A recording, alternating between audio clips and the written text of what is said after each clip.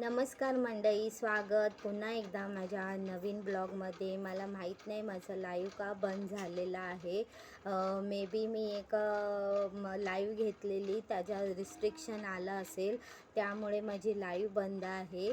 आणि मला लाईव्हवरती तुमच्याबरोबर बोलायला खूप आवडत होतं. मनातल्या काही गोष्टी तुमच्याशी बोलायला भेटत होत्या. हरकत नाही, लाईव्ह नाही तर मी माझा ब्लॉग आज टाकत आहे.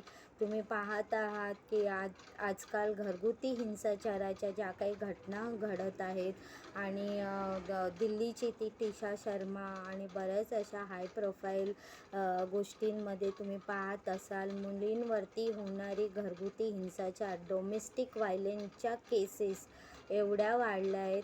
ती टिशा शर्मा जी एवढी सुंदर, पण तिचा पण जीव गेला आहे आणि बरंच असं प्रकरण वाढत चाललेलं आहे.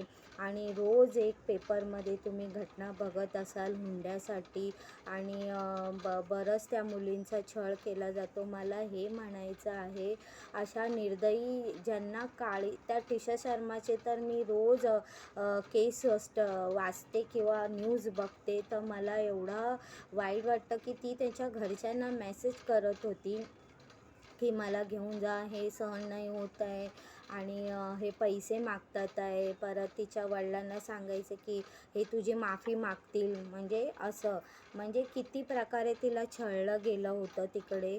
आणि शेवटी असं डॉमेस्टिक व्हायलेन्सचे प्रकार आणि लोकांच्या ज्या प्रवृत्त्या दिवसेंदिवस हिंसक होत चाललेल्या आहेत. एवढं सुंदर लग्नसंस्था आहे, एवढं सगळं खूप सुंदर अशा लग्नसंस्थेला हे जे लालची लोभी लोक असं हिंसक वळण देतात की त्यांना मुलगी नको हवी असते, त्यांना त्या मुलीच्या मागे प्रॉपर्टी, पैसा आणि तिचं शोषण करण्याची जी प्रवृत्ती असते. तर खरंच अशा लोकांमध्ये जर एखादी मुलगी फसली असेल तर ती शेवटपर्यंत प्रयत्न करते, कारण लग्नामध्ये अफाट पैसा खर्च झालेला असतो. तसंच ह्या टिशा शर्माच्या गोष्टीत पण झालेलं असतं. मुली त्या टायमाला एवढा प्रचंड दबावामध्ये असतात की त्यांना माहीत असतं की हे सासर काही माझ्या लायकीचं नाही, ही सासरची माणसं काही चांगली नाही आहेत. तसंच तिचा अनुभव होता, पण त्या मुलीवरती एवढा दबाव दिला जातो की नवीनच लग्न झालं आहे, समाजामध्ये काय बोललं जातील, मूल होऊ दे, मूल झालं तर ती सुधरेल वगैरे असं. पण तसं काही नसतं आणि अशा प्रयत्नात त्या मुली अजून फसत जातात. तसंच ह्या टिशा शर्मामध्ये ती गरोदर असतानासुद्धा तिच्या नवऱ्याने तिच्यावरती आरोप केला की हे मूल माझं नाही आहे, म्हणजे हे कुणाचं मूल आहे. तो पण वकील होता, म्हणजे किती नीचपणाचा कळस होता त्या माणसाचा.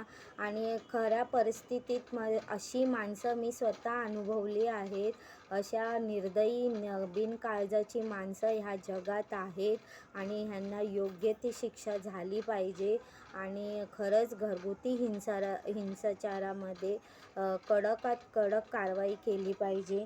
आणि बऱ्याच मुली ह्या गोष्टींमधून निघतात बाहेर. मध्यमवर्गीयांमध्ये मी स्वतः त्या अनुभव घेतला आहे. मी स्वतः एक डॉमेस्टिक व्हायलन्स, घरगुती हिंसाचाराला बळी पडलेली आहे आणि मी त्यासाठी 10 वर्ष झाली मी फाईट करत आहे कोर्टामध्ये. आणि त्या टायमाला माझ्या घरच्यांनी मला खूप सपोर्ट केला. जेव्हा माझं, कारण ह्या सगळ्या गोष्टीतून मी आलेली आहे. आपल्यावर नवीन लग्न असल्यानंतर काय दडपण असतं आणि तो निर्णय आपल्याला घेता खूप उशीर होतो.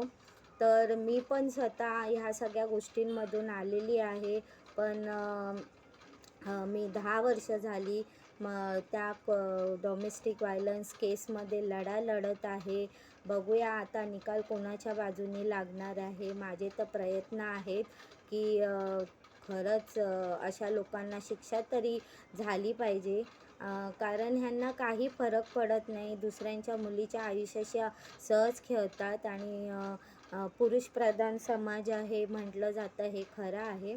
त्यांना माहीत आहे एक नाही तर दुसरी येते. पण आपण अशा गोष्टी सहन नाही केल्या पाहिजेत आणि आपण ह्याच्यातून बाहेर पडलं पाहिजे. पण ह्या लोकांना खरंच कडकमध्ये कडक शिक्षा झाली पाहिजे. खूप साऱ्या केसेस वाढतात आहे, त्यामुळे मला कुठेतरी असं वाटतं आहे की खरंच किती बेकार परिस्थिती आणि लोकांची मानसिकता किती हिंसक, लालची होत चालली आहे. तर तुम्ही पण कमेंट करून सांगा की कसं ह्या गोष्टींना आळा घातला पाहिजे.